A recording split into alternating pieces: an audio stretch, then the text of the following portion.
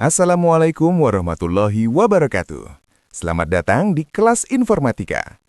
Pada video ini, kita akan mempelajari sebuah materi tentang mengevaluasi informasi digital. Yuk, kita simak videonya. Oke semuanya, siap buat petualangan seru mengungkap kebenaran di balik layar HP kamu? Hari ini, kita semua bakal jadi detektif di dunia maya. Jujur deh, siapa di sini yang pernah buru-buru forward info ke grup kelas atau keluarga, baru sadar beberapa menit kemudian kalau infonya itu ternyata hoax? Tenang aja, kamu nggak sendirian kok. Ini sering banget kejadian sama kita semua. Gimana enggak, setiap hari kita tuh diserbu sama judul-judul berita yang heboh banget.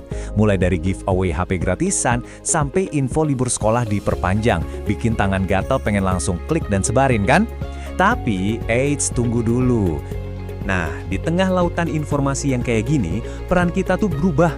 Kita bukan lagi sekedar pembaca pasif, kita nih penjaga gerbang informasi buat lingkaran pertemanan kita. Yap, betul banget, kamulah detektifnya. Namanya juga detektif, pasti butuh peralatan buat mecahin misteri kan? Nah, kalau di dunia digital, alat-alat kita itu adalah cara berpikir kritis dan beberapa pertanyaan sederhana. Yuk kita bongkar isi tas detektif kita. Alat pertama nih, yang paling dasar, kemampuan buat bedain mana fakta, mana opini. Fakta itu sesuatu yang bisa dibuktiin. Misalnya, sekolah masuk jam 7 pagi. Itu bisa kita cek di jadwal resmi. Tapi, kalau ada yang bilang kantin sekolah kita yang terbaik sedunia. Nah, itu baru opini. Itu kan perasaan pribadi. Selera orang kan beda-beda. Oke, lanjut ke alat kedua. Ini nggak kalah penting. Sebelum kita telan mentah-mentah sebuah informasi, coba deh berhenti sejenak dan tanya, sebentar, ini infonya datang dari siapa ya? Sumber itu kunci utamanya. Lihat deh, bedanya kelihatan banget kan?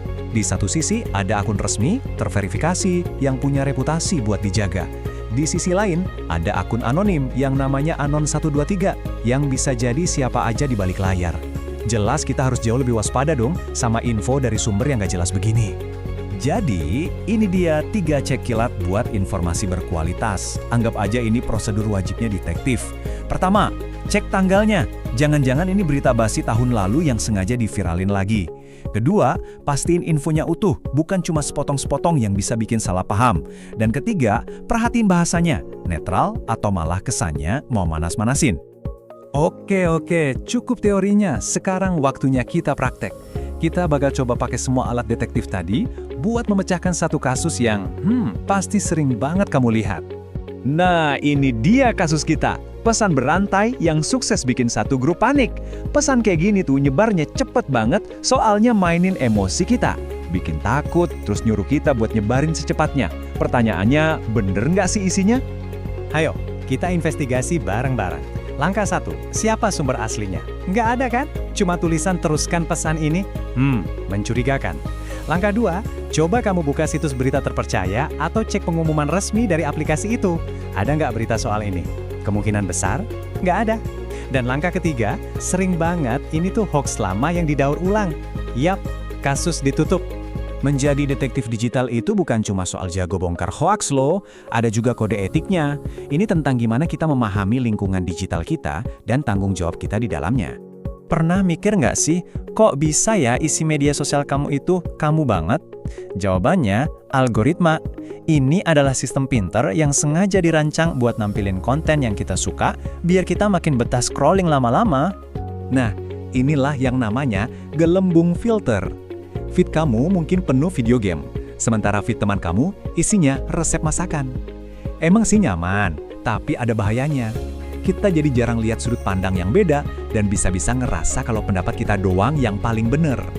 Coba deh, kita renungkan pertanyaan ini baik-baik. Kalau info yang kita sebar ternyata salah, dampaknya itu nyata. Bukan cuma kita yang malu.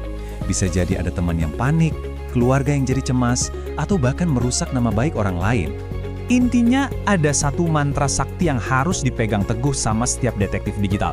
Sebelum jari kamu ngeklik tombol share atau forward, berhenti sejenak, pikirkan dan saring dulu informasinya. Di era banjir informasi kayak sekarang, yang hebat itu bukan yang paling cepat bagi-bagi berita, tapi yang paling bijak dalam memeriksa kebenarannya. Nah, sekarang tantangannya buat kamu. Sampai jumpa lagi, detektif digital. Sekian video ini. Semoga dapat menambah pemahaman kalian. Sampai jumpa di video lainnya. Wassalamualaikum warahmatullahi wabarakatuh.